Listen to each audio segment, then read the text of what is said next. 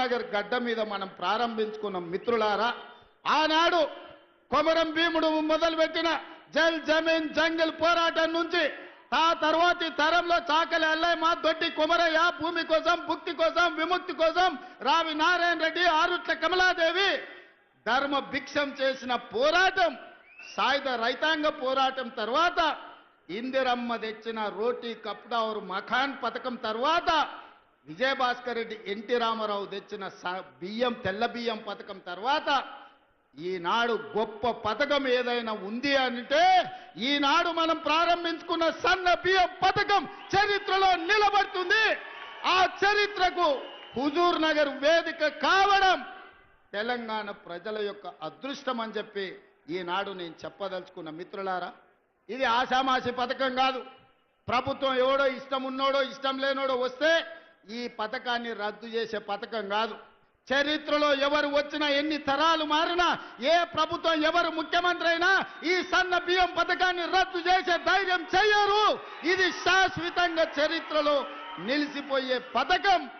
ఆ పథకాన్ని ఇయ్యాల మీరందరూ వేలాది మంది యువకులే కాదు, వేలాది మంది ఆడబిడ్డలు హెలికాప్టర్ నుంచి నేను చూస్తే చీమల దండే హుజూర్ నగర్ వైపు కదులుతున్నట్టుగా కృష్ణా నది మొత్తం ఉవ్వెత్తున ఉప్పొంగి సునామీలో హుజూర్ నగర్ కమ్మేసినట్టుగా మిమ్మల్ని అందరినీ గాల్లో నుంచి చూస్తుంటే ఒక ఉద్వేగం ఈ రోజు నాకు అనిపిస్తుంది. నా గుండెల్లో ఒక భావోద్వేగం ఉంది. ఈ చైతన్యానికి ఈ రోజు మీరందరూ ప్రతీక. అందుకే మిత్రులారా, చాలా విషయాలు మాట్లాడాలని ఉన్నది, కానీ ఆలస్యమైంది. ఒక్క మాట చెప్పదలుచుకున్నా. ఈ నల్లగొండ కోసం ఆనాడు పండిత్ జవహర్లాల్ నెహ్రూ గారు మొదలుపెట్టిన నాగార్జున సాగర్ కావచ్చు, ఈ కృష్ణా పరివాహక ప్రాంతంలో మొదలుపెట్టిన శ్రీశైలం ప్రాజెక్టు కావచ్చు, కల్వకుర్తి, భీమా, నెట్టంపాడు, కోయిలసాగరు, ఆర్జీఎస్, ఈ ప్రాజెక్టులనే కాకుండా ఎస్ఎల్బిసి టన్నెల్, ఎలిమిలేటి మాధవరెడ్డి ఎత్తిపోతల పథకాలు, ఇవన్నీ ప్రాంత రైతాంగాన్ని ఆదుకోవడానికి మొదలుపెట్టినాం. తెలంగాణ వచ్చినప్పటి నుంచి 10 ఏళ్లు ముఖ్యమంత్రిగా ఉన్న చంద్రశేఖరరావు గారు ఎస్ఎల్బిసి టన్నెల్ను 10 కిలోమీటర్లు ఆర్తా పార్తా సంవత్సరానికి 1 కిలోమీటర్ పూర్తి చేసిన ఎస్ఎల్బిసి టన్నెల్ పూర్తయి 3,60,000 ఎకరాలు నల్గొండ జిల్లాకు నీళ్లు వస్తుండే మీ మీద కక్ష గట్టి, మీ మీద పగబట్టి ఎస్ఎల్బిసి టన్నెల్ను పడావు పెట్టే మళ్ళీ ఈ రోజు మనం వచ్చినాక ప్రారంభించుకున్నాం. ఆనాడు ఎస్ఎల్బిసి టన్నెల్ ఆషమాషిగా రాలే. కోమటిరెడ్డి వెంకటరెడ్డి గారు, జానారెడ్డి గారు, రాజశేఖర రెడ్డి గారితో కొట్లాడి మాకు నీళ్లు కావాలి, కృష్ణానది జలాలు మాకు రావాలి అని చెప్పి ఎస్ఎల్బిసి టన్నెల్ను ఆనాడు 2005-6లో ప్రారంభించుకున్నారు. మరి 44 కిలోమీటర్లలో 34 కిలోమీటర్లు పూర్తయిన ఎస్ఎల్బిసి టన్నెల్ 10 ఏళ్లలో చంద్రశేఖరరావు సంవత్సరానికి 1 కిలోమీటర్ పూర్తి చేసిన ఎస్ఎల్బిసి పూర్తి అవుతుండే, కానీ చెయ్యలే.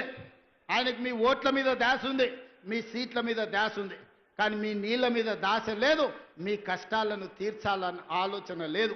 అందుకే ఇవాళ పౌర సరఫరాల శాఖ అయినా, ఇవాళ సాగునీటి పారుదల శాఖ అయినా మీ హుజూర్ నగర్లో ఉంది. పోయిన సంవత్సరం 24,000 కోట్లు ఈ శాఖకు నిధులు ఇచ్చి ఉత్తమ్ కుమార్ రెడ్డి గారి నాయకత్వాన తెలంగాణలో పడవబడ్డ ప్రాజెక్టులను పూర్తి చేయాలి. కాళేశ్వరం కుప్పగూలిన ఆయన కాళేశ్వరం అంటాడు, మా వెంకన్ననేమో అది కూలేశ్వరం అంటాడు. 3 ఏళ్లలో 1,00,000 కోట్లు మింగిండు, కట్టిండు, కూలింది. నేనేం చెప్పినా అంటే పని మంత్రుడు పందేస్తేనంట కుక్కతోక దానికి కూలిపోయిందంట. ఎక్కడైనా ఎవడైనా 1,00,000 కోట్లు పెట్టి కట్టిన ప్రాజెక్టు 3 ఏళ్లలోనే కూలిపోయేది. ఈ దేశంలోనే కాదు, ఈ ప్రపంచంలో ఎప్పుడైనా జరిగిందా? కాళేశ్వరం అయిన ప్రపంచంలో 8వ వింత అన్నాడు. నాయన అది 8వ వింత కాదు, ప్రపంచంలో ఏకైక వింత. 1,00,000 కోట్లు పెట్టిన కాళేశ్వరం 3 ఏళ్ల కుప్ప కూలిందంటే మిమ్మల్ని ఊరేసిన పాపం పోదు మీది. 1,00,000 కోట్లు ప్రజల సొమ్ము దిగమింగి కాళేశ్వరం కట్టి కూలగొడితే కూడా మొన్నటి వానకాలంలో రైతులు కష్టపడి శ్రీరామ్ సాగర్, శ్రీపాద ఎల్లంపల్లి ప్రాజెక్టుల కింద, శ్రీశైలం, నాగార్జున సాగర్, భీమా, కోయిల్ సాగర్, నెట్టంపాడు లాంటి ప్రాజెక్టుల కింద 1,56,56 1,56,00,000 మెట్రిక్ టన్నుల వడ్లు ఉత్పత్తి చేసి దేశంలోనే అత్యధికంగా వడ్లను పండించిన రాష్ట్రంగా తెలంగాణ చరిత్రలో ఉంది.